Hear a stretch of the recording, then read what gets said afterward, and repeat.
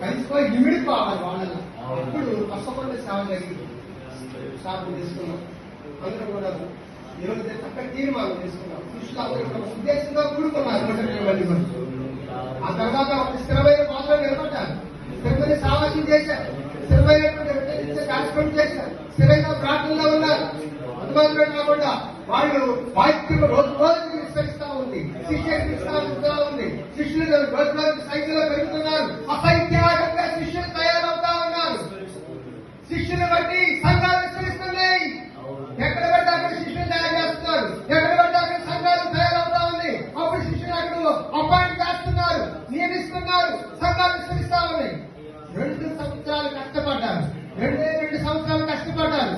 సంఘం క్షేమాభివృద్ధి చెందింది. అనేక మంది ప్రజలు ప్రభువులకు వచ్చారు, దేవుళ్ళలో చేర్చబడ్డారు, సంఘంలో చేర్చబడ్డారు. స్త్రీలు పురుషులు అందరూ కలిసి, స్త్రీలు పురుషులు కలిసి సంఘంలో చేర్చబడ్డారు. దేవుడికి శక్తిగా దేవుడి సన్నిధి రాగలిగారు. దగ్గర కాదు వాళ్ళందరూ కూడా ఐక్యంగా కలిసి పనిచేశారు. ప్రార్థన చేసుకుందాం.